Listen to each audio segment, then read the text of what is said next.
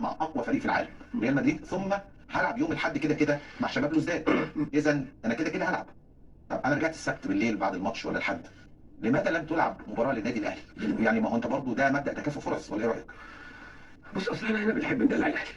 انت عارف يعني كل الناس بتحب تدلع الاهلي، الجمهور بيحب يطلع الاهلي، الاعلام بيحب يدلع الاهلي. طبعا هو يستحق، فريق بيحقق بطولات كتيره وكده، بس بندلعه بزياده.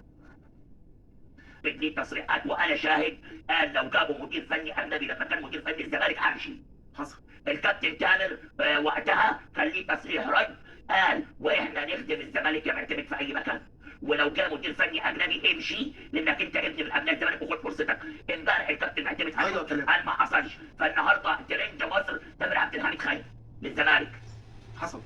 ويمكن في جزء من الحلقه بس ما طلعش. يعني انا واجهت طبعا معتمد يعني صديق وصاحبي وكل حاجه، بس انا حزين طبعا ان هو غير كلامه. يعني حزين جدا ان هو غير الكلام من اللي بيتقال ما بيني وما بينه الى الكلام اللي خاطب بيه بعض سوشيال ميديا الزمالك على غير الحقيقه. ولما انا يمكن واجهته امبارح قال لي حصل هذا الكلام، بس ديت ما اتقطعتش فيه ما اتقطعتش. انا شاهد، انا اتفرجت على المقطع، فانا شاهد على دكتور عطيه الصفحات كلها ابن الزمالك الخير وابن الزمالك الوفي. هذه الصفحات يا بنت اللي بتدور ترضيها. لا بس هذا الكلام لا ينطقي، يعني الكلام ده انا طبعا صحيت النهارده الصبح لقيت بتاع 50 60 70 بوست عامل الكلام ده، طبعا ولا فرق معايا ولا بصيت له ولا التفت له لسببين. يعني السبب الاولاني ان انا بينت وجه الحقيقه في الحلقه نفسها، بس هي ما اتقطعتش. تمام. وواجهته قلت له حصل منك ان انت كلمتني في الامارات وقلت لي ان انت زعلان من مفاوضات الاداره، وان ده اسلوب لا يليق، وان انت متضايق، وان اللعيبه مش هتسمع كلامك بعد كده، وان انت خدت قرارك برحيل وما توجعش قلبك يا تامر.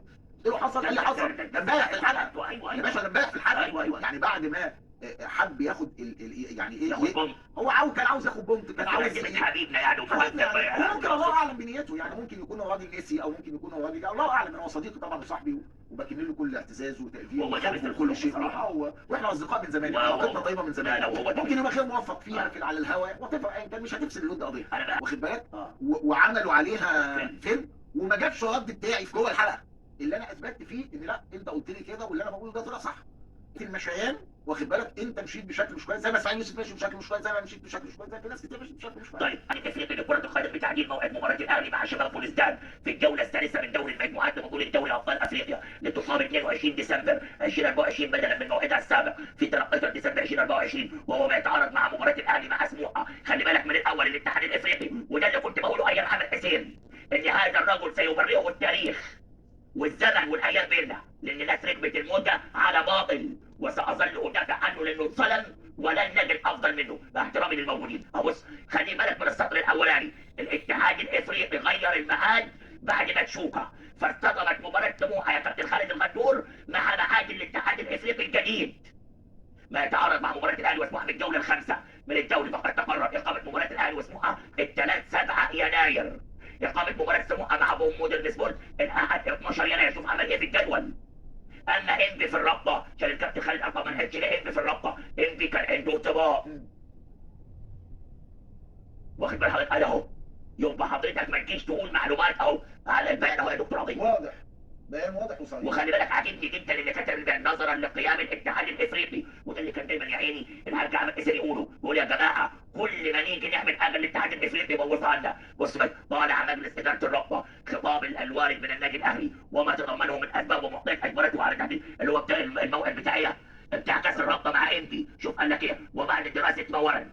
خلي بالك في نقطه هنا، ان الاهلي كان ممكن ينسحب ويدفع مليون جنيه، لكن الاهلي قال لك انا حريص على المشاركه بعد ما عليت الفلوس والمسابقه، وده يتحسب لاحمد دياب للرابطه. بص قال لك ايه، شايف في الاخر توصلت اداره الرابطه مع مجلس اداره نادي انبي والذي تفهم مشكورا تلك الظروف. يعني انا مش صاحب قرار، يا انبي مقتنعين بكلام الاهلي؟ قال لك ماشي اهو. وتقرر التأجيل بعد مين اللي وافق؟ بعد موافقه انبي. بعد موافقه انبي. والنوع دوت من البيانات مهم جدا. هرجع مش ذنبك انت كاعلامي مش مذاكر. هرجع اقول لا مش قصه اعلامي مش مذاكر. هرجع اقول لك